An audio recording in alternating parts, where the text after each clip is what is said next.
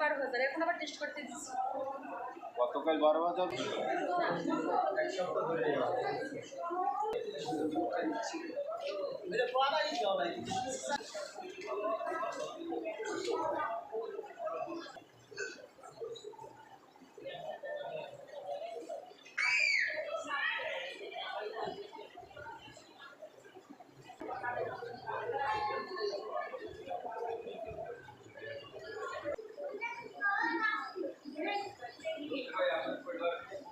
বাইরে উনি বসাই দিয়েছিলেন।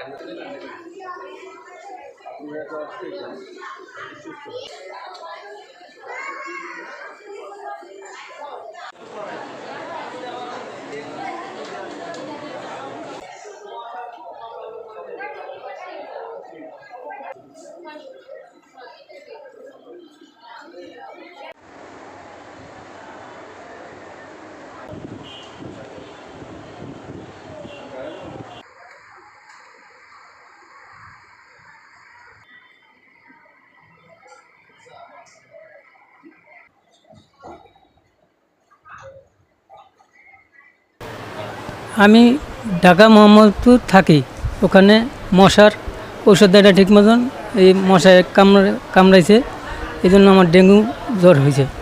আমি ঢাকা থেকে দেশে চলে আসি, বরিশাল হাসপাতালে ভর্তি হয়েছি, এখানে চিকিৎসা নিতেছি, এখন মোটামুটি সুস্থ আছি।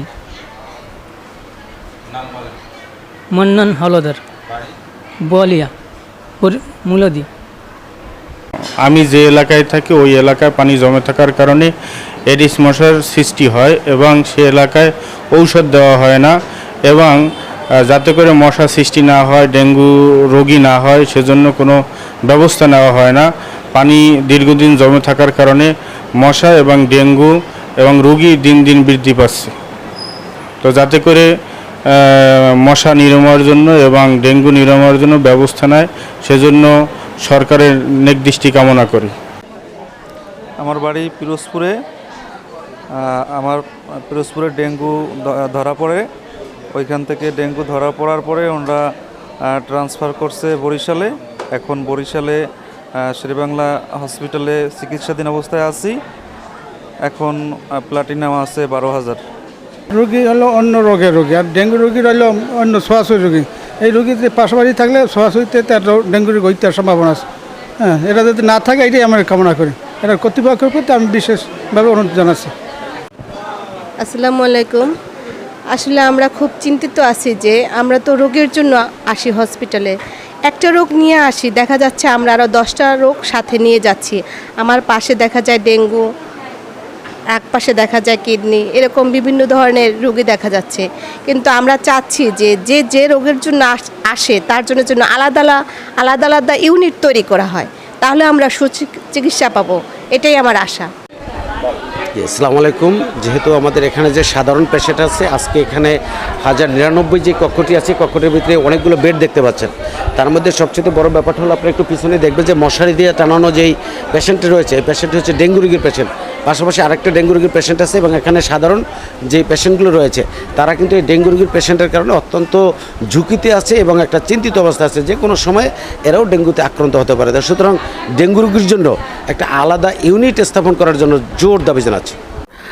আসলে এখন তো এপ্রিল মাস থেকেই আমাদের ডেঙ্গুর সিজন শুরু হয়, এপ্রিল থেকে নভেম্বর অফিসিয়ালি, অনেক সময় ডিসেম্বর জানুয়ারি পর্যন্ত পাই। এখন সারা বছরই পাওয়া যাচ্ছে, তবে পিক সিজনটা হচ্ছে বর্ষাকালটা।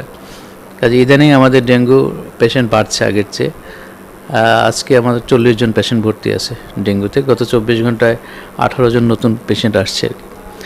তো সেই হিসেবে আমরা চিকিৎসা দিচ্ছি, এবং আমাদের এখানে আলাদা ডেঙ্গু কর্নার আগেই করা আছে। প্রত্যেকটা ওয়ার্ডেই আমাদের ডেঙ্গুর জন্য আলাদা কর্নার আছে, এবং সেখানে আমরা মশারি টানিয়ে এবং ওভাবে চিকিৎসার ব্যবস্থা আছে, সেটা আমাদের করা আছে। আর এর কারণ হিসেবে তো আপনারা জানেন যে এখন আমাদের বর্ষাকালে পানির জলাবদ্ধতা থাকে, এসব বিষয়ে জনগণের সচেতনতা বৃদ্ধি করতে হবে। আর যে মশার যে নিধনের জন্য যে স্প্রে করা, এটাকে জোরদার করতে হবে, তাহলে ডেঙ্গুটা আশা করি এবারে নিয়ন্ত্রণে থাকবে।